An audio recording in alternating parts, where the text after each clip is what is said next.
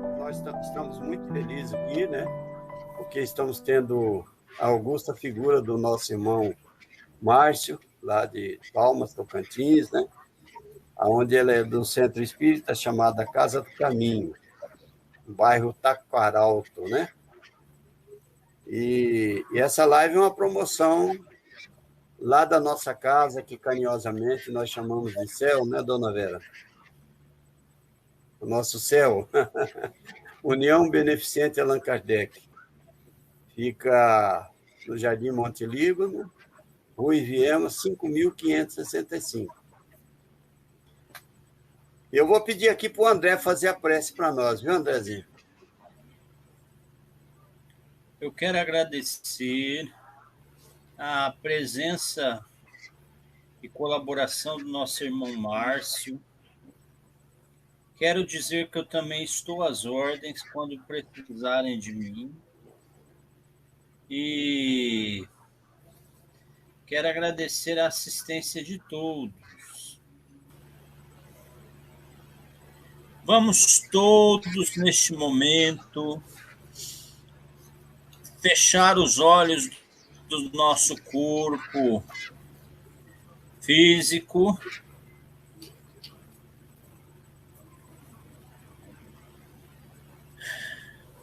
e orarmos numa prece. Pedirmos a Deus, Criador, o Supremo Arquiteto do Universo, que secunde as nossas tarefas. Ó Pai amado, estamos aqui novamente nesta sexta-feira para a realização da divulgação da doutrina espírita que nos irmana em mais uma reunião de divulgação. Queremos aqui, Senhor, pedir, porque somos eternos pedintes, a intercessão de Jesus, a intercessão dos nossos queridos mentores e protetores espirituais,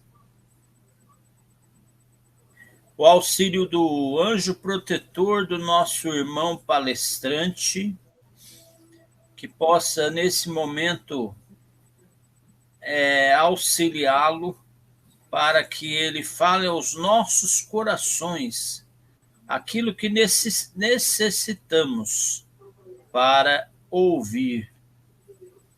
E que nós sintamos esta noite a paz, a esperança e a fé.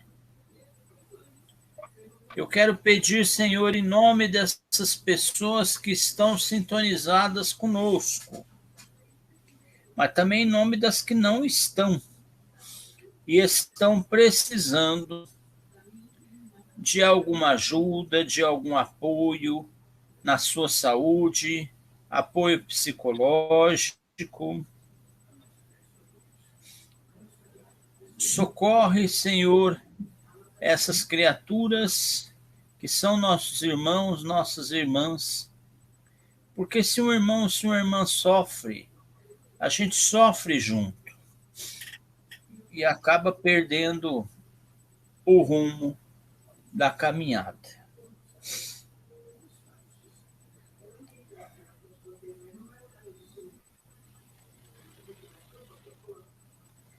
Senhor Deus, que após a noite mandas a luz do arrebol, que vestes a esfarrapada com manto rico do sol. Tu que dás à flor o orvalho, às aves o céu e o ar, que dás as frutas ao galho ao desgraçado chorar. Que desfia diamantes em cada raio de luz, que espalha flores de estrelas do céu nos campos azuis. Senhor Deus, tu que perdoas a toda alma que chorou, como a clícia das lagoas que a água da chuva lavou. Faze da alma do inocente um ninho do teu amor, verte o orvalho da virtude no pequeno sofredor. Que os filhos algum dia estejam livres e felizes, ó Santa Virgem Maria, sê mãe dos pobres infelizes. Que assim seja. Com a palavra, o nosso irmão palestrante. Tudo bem. Obrigado, pessoal, pelo convite, obrigado pela recepção, pelo carinho. Vocês são uma família querida e espero que continue assim, para que Jesus continue abençoando e enchendo essa casa de bênçãos e de amor. Vocês estão me vendo? Eu não estou assim vendo a seja. minha... Sim. Sim. Nós vamos falar sobre o poder da fé. Vamos falar um pouquinho sobre o capítulo 19, a parábola da figueira seca. Vamos falar também sobre a fé, que é a mãe da esperança e da caridade. Vamos começar pelo poder da fé. Qual o poder da fé? Como a gente adquire esse poder da fé? Eu sou muito radical nos meus estudos. Eu estudo de uma maneira de fazer muitas perguntas para mim mesmo, interiorando e fazendo com que a filosofia nasça e me auxilie nas conclusões, para que a gente possa fazer mais perguntas do que obter respostas. E é o convite que eu faço agora. A nossa fé, ela é inata. Ela nasce em nós, juntamente conosco, na criação. Deus colocou em nós essa semente da fé. Mas ela não sai, não germina, senão quando a gente acredita, quando a gente busca, quando a gente tem uma coisa chamada vontade. Então, a vontade, é importante a gente anotar isso, é o combustível da fé. Se nós não temos vontade, nós não buscamos a fé, nós não a angariamos, porque a vontade faz com que a gente se movimente em busca dessa bênção que é a fé tão poderosa. O poder da fé é, na sua concepção, baseado no tamanho que ela tem. Então, a cada um segundo as suas obras, significa também que a fé é limitada ao tamanho das nossas condições espirituais. Porque existe uma coisa chamada fé pura e existe uma coisa chamada fé não pura, ou má fé, que também não deixa de ser uma espécie de fé, mas que vem imaculada. Então, entre a fé pura e a má fé, que é uma fé perversa, existem inúmeras medidas de fé. E nós vamos saber o seguinte, que a mais pura é a que apresenta algumas características, como, por exemplo, as virtudes pregadas no Evangelho de nosso Senhor Jesus Cristo. E as mais maléficas, a nossa fé mais cruel, que é aquela que é bem egoísta, ela vai dentro dos nossos maiores defeitos, dos nossos maiores vícios. Então, a medida da nossa fé, o poder da nossa fé, é literalmente ligado ao tamanho das nossas virtudes e o tamanho dos nossos vícios e defeitos. Então, temos mais ou menos fé, quão puros somos na nossa análise da própria vida. Quantos de nós têm hoje condições de reconhecer perante si mesmo e perante Deus a sua pequenez, o tamanho da sua ainda ignorância? Quantos de nós têm essa humildade? Então, a humildade é que gera esta condição de buscar a fé através da mansidão, da gratidão, da pureza e do impulso de auxiliar, que é a compaixão. Não existe fé sem compaixão, a não ser que seja uma fé viciada. A nossa fé, a fé da doutrina espírita, é uma fé raciocinada, é uma fé pensada, é uma fé meditada, é uma fé que busca as razões de todas as coisas. E a maior de todas as coisas é o amor. Então, se eu não tenho amor no meu coração, se eu não consigo estabelecer esse afeto A minha fé vai caminhando para uma autoafirmação um pouco divergente da verdade pura. E essa divergência, eu vou dizer que elas são características do egoísmo e que nasce a partir de então, dessa falta de amor, a autodefesa, ou também o farisaísmo, popularmente conhecido como hipocrisia. Então, a nossa falta de fé é substituída pela má fé. Nós não admitimos, em algumas hipóteses, temos que ter cuidado com isso nas casas espíritas, nós não admitimos que não temos fé. Eu queria ter uma fé como você, fulano. Eu acho que você, poxa, que fé bonita que você tem. Eu não consigo ter essa fé. Mas a questão de reconhecer a fraqueza é o nascedouro dessa grande fé. É onde vai ser depositada a semente do amor, do afeto. É no coração humilde que vai buscar. Quando a pessoa reconhece que tem uma fé pequena, ele já começou a jornada. Agora, aquele que não reconhece, fala assim, não, eu já sei. Quando alguém chega para contar alguma coisa, ou falar sobre Jesus, ou sobre... Não, eu tenho uma outra opinião. E rebate. Nós rebatemos e nós refutamos quase tudo que vem de fora dos irmãos. Por conta de uma característica que se entranhou em nós, que é a característica da autodefesa, do ego. É uma sutileza que o ego tem de não se deixar invadir para não passar vexame e para não ser desmascarado.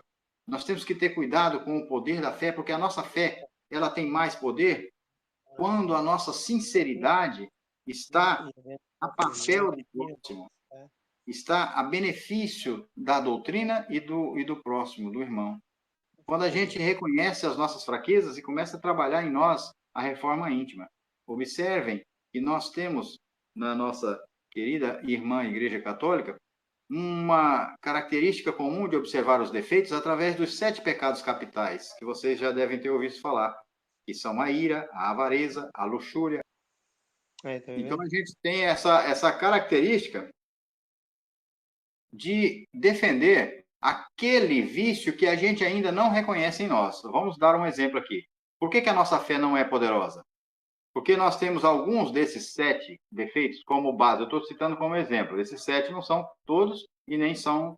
É só uma base que São Tomás de Aquino deixou para que a gente pudesse ter uma característica de análise própria de defesa. A ira. Quantos de nós sentem ainda aquela sensação de raiva continuada, que tem uma raiva que permanece por algum tempo, uma espécie de mágoa que vai sendo remoída e que pode se tornar mansa, mas por dentro fervendo, ainda está naquela condição.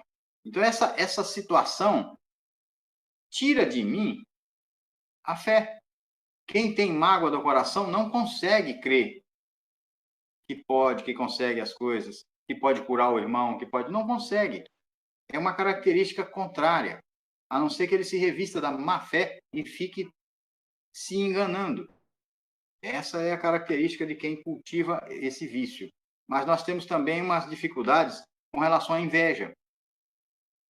Nós temos muitas dificuldades com relação à inveja. Nós não conseguimos nutrir admiração e respeito por aqueles que estão acima da gente, na escala econômica, espiritual. A gente nutre um respeito por aqueles que estão muito acima. Mas aqueles que estão do nosso lado, que têm uma condição melhor, a gente costuma ver algumas coisas que podem impedir uma admiração real. Nós procuramos diminuir as pessoas para trazerem elas para os nossos degraus evolutivos. E o nosso degrau evolutivo nem sempre é o melhor. Nós devemos, às vezes, sair da nossa zona de conforto para entrar num clima melhor. Então, o poder da fé se resume nisso. Quanto eu sou sincero na minha reforma moral, tirando de mim meus vícios, minhas fraquezas, e quanto eu coloco em mim a pureza de coração, a vontade de mudar, a mansidão, a gratidão. E vou dizer agora aqui, de maneira mais simples, a gratidão gera fé.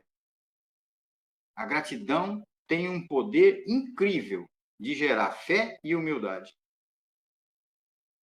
Observem, durante esse período que vocês estão na convivência com a doutrina espírita, quanto a nossa humildade aumentou em reconhecer a grandeza de Deus e do universo e a nossa pequenez, e quanto isso beneficiou a nossa fé. Como a nossa fé é mais fortalecida hoje por conta da nossa gratidão a Deus. Somos gratos pelas provas, somos gratos pelas benécias, somos gratos por tudo. E isso faz com que a nossa fé aumente, porque a gente tem em vista que Deus tem um propósito, como eu tenho um propósito na minha vida, ele tem um propósito muito maior. E ele não está nos desamparando. O Evangelho diz que Deus está cuidando de nós como uma galinha cuida dos seus pintainhos. Sempre acolhendo debaixo das suas asas, ele jamais desampara. Deus é amor que ampara sempre e espera sempre. O que ele não faz é invadir o nosso livre-arbítrio e a nossa vontade. Então, a força da vontade que vai movimentar a gente para tirar de nós aqueles defeitos que a gente ainda reconhece como sendo vícios, digamos que ainda vivos em nós, que a gente ainda não consegue se livrar deles. Então, a nossa vontade, a nossa gratidão a Deus, vai dando força para que a gente combata isso em nós. Nós também temos uma força, vamos passar já para o nosso próximo tema, para adquirir a fé, que é baseado em Tiago. Tiago, lá no capítulo 2, diz o seguinte: mas alguém dirá, tu tens fé? E eu tenho obras. Mostre-me. Cadê ele? Tua fé sem as obras, e eu, com as obras, te mostrarei a minha fé. O que Tiago quis dizer com isso? Que a fé sem obras é cega. E o que é a obra que ele falou? A obra é você pegar, ir na sexta, no domingo, na casa espírita, pegar uma cesta básica e levar para a comunidade, distribuir sopa, evangelizar as crianças. Isso é obra? Sim. Mas essa obra, sem o coração envolvido, pleno, repleto, ela é válida? Sabe aquela frase? Esse povo me honra com os lábios, mas o seu coração está longe de mim? Se não houver um envolvimento do sentimento, não vale. Então, essas obras, elas começam na reforma moral e cristã. A famosa reforma íntima. Se eu não tirar de mim aqueles 7 vícios, eu estou colocando os 7 como representação de todos, né? Se a gente não tirar de nós aqueles 7 vícios morais que foram citados atrás, a gente não tem como crescer na fé. Não existe meio de se enganar a Deus. Gálatas 6, versículo 7. De Deus não se zomba, pois assim como semeares, assim também ceifarás. Então, não é porque Deus é ameaçador, é perigoso. Não. Ele colocou uma lei perfeita de amor e de caridade. Acima de tudo, a justiça. Quando a gente necessita da justiça? Quando a gente não tem nem o amor e nem a caridade. Então, logo, a gente está sob o jugo da lei. Tiago quis dizer isso. Mostre-me a tua fé sem as obras. Como você vai ter elas? Não tem. Então, a primeira obra é: cuida do coração. Buscai primeiro o reino de Deus e a sua justiça. E tudo mais vos será dado por acréscimo, que seria, então, a fé que transborda e que move montanhas. Sem eu crer que posso, eu não consigo. Tiago 4, capítulo 6. Deus resiste aos soberbos. Observem que é palavra do Evangelho. Deus resiste aos soberbos, mas dá graça aos humildes. Tiago é um apóstolo, porque eu estou citando ele aqui, não é porque é meu predileto, mas porque ele trata muito da fé. Então, observem na Epístola de Tiago a questão da fé, para que a gente possa ter esse alimento de como obter a fé verdadeira.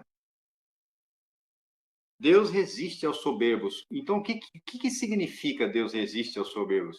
Deus não é mau.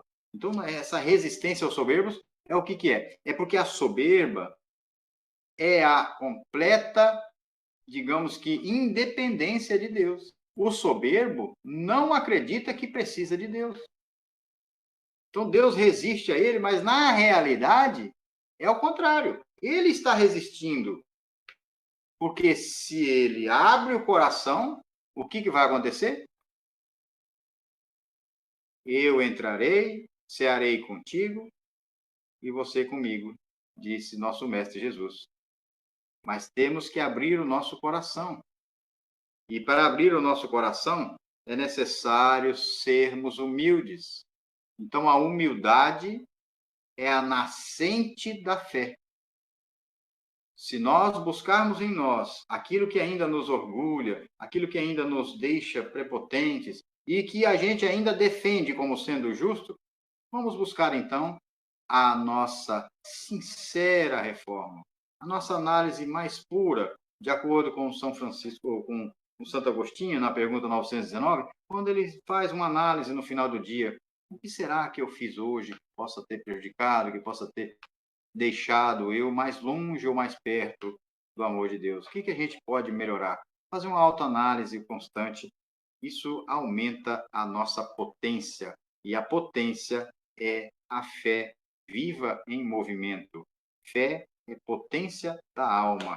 Fé movimenta as montanhas da ingratidão, da ignorância, de todos os tipos. Onde a fé pura chega, ela movimenta e ela transforma o ambiente.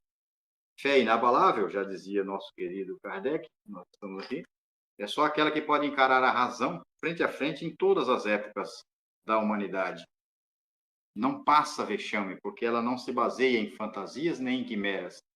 Ela é pura, é racional e ela é analisada pela pureza de coração e não pela mente que se programa para defender suas teses.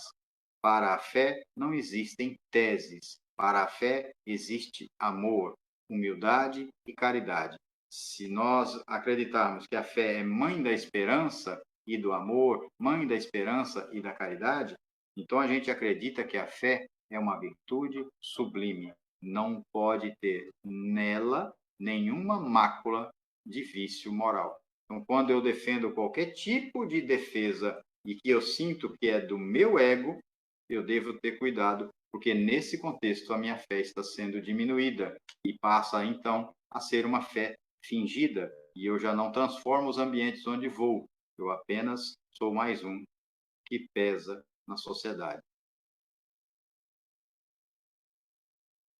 Parábola da figueira que secou. Uma árvore frondosa.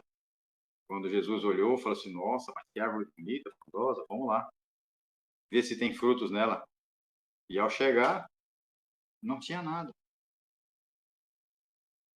Mas ela não estava tão verdosa, tão linda, tão. Como não tem nada? Não, mas não é época de frutos, não é época de figos. Então por que ela está tão assanhada assim? Por que ela está tão.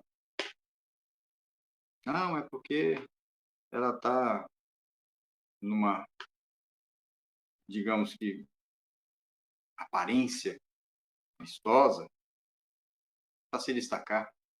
Então, aquilo que Jesus viu foi a representação pura da nossa falsa fé.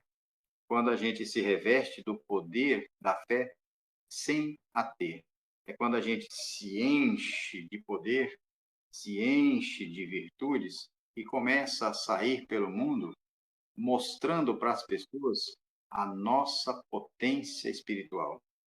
Como podemos transformar o mundo através da nossa concepção de vida e dizendo: somos os que têm a melhor razão, somos o que tem a melhor verdade, nós somos. E aí começa a defender teses que não são teses humanitárias, mas sim teses facciosas. Temos que ter cuidado com isso, porque a fé pode se tornar uma fé facciosa. Eu tenho fé baseado nisso e nisso, isso e isso e isso. Se isso e isso que eu estou falando não for amor, caridade, não for humildade e afeto, isso e isso é dogma, isso e isso é farisaísmo e é defesa do ego, que quer selecionar a fé de acordo com a sua verdade e não com a verdade do universo, ou a verdade do amor fraterno, que ama tudo e todos e que respeita tudo e todos na bênção do nosso Senhor Jesus Cristo.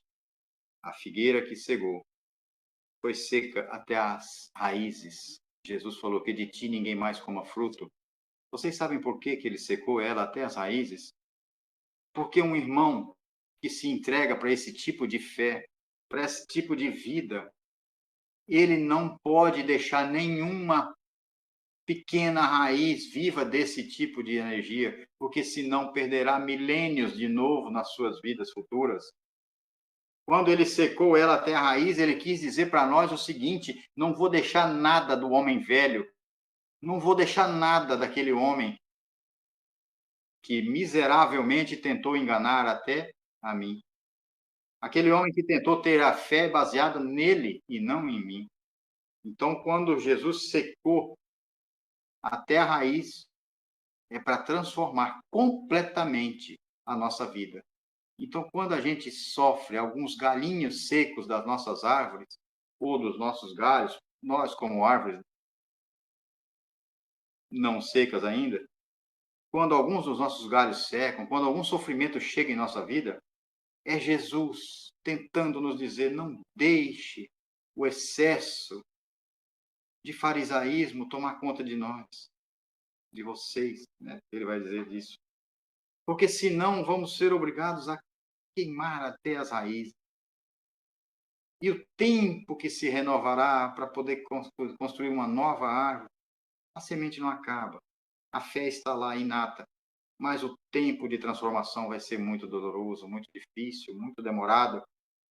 Então a fé tem que nascer a partir da honestidade completa da alma, nem que doa. É melhor que doa agora. É melhor que o galho seja aparado agora por nosso Mestre Jesus, por nosso Pai eterno, nosso Deus, do que deixarmos que seja seco todo o caule, toda a árvore, e que tenha que ser arrancado até a raiz. Por que foi necessário? Porque aquela falsa figueira, aquela figueira que não estava produzindo frutos, são os cristãos que não têm nenhum calor no coração para doar na hora que o irmão precisa.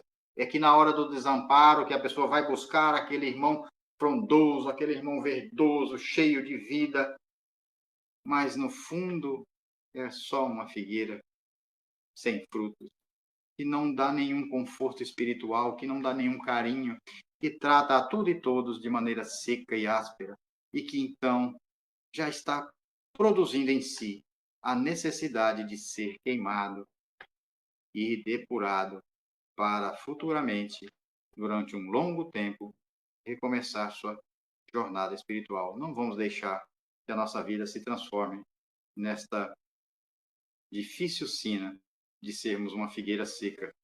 Vamos cuidar dos nossos galhozinhos secos. Vamos ver por que secaram. Vamos ver onde está falhando a nossa fé. E vamos trabalhar para que ela cresça. Porque Jesus nos espera e Ele quer que nós tenhamos frutos. E que esses frutos façam muito, mas muito amor, muito bem, né, na humanidade. E que a sombra nossa cubra de bênçãos todos aqueles que nos envolvem. Que Deus nos abençoe, meus irmãos. Que Jesus nos ampare, nos proteja e que abençoe vocês, esse trabalho lindo que vocês estão fazendo. Que assim seja.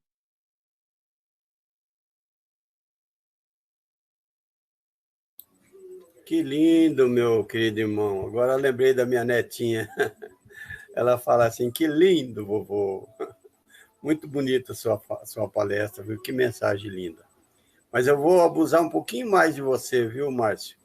Vou pedir para você fazer a prece de encerramento para nós. É possível? Mestre amado Jesus, nós invocamos agora, Senhor, tua presença entre nós. Abrace cada um de nós, Senhor, com teu amor carinhoso. Faça com que cada um receba, Senhor, de acordo com a sua necessidade. Cura, Senhor, o nosso coração ainda petrificado pelas durezas que a vida nos proporciona.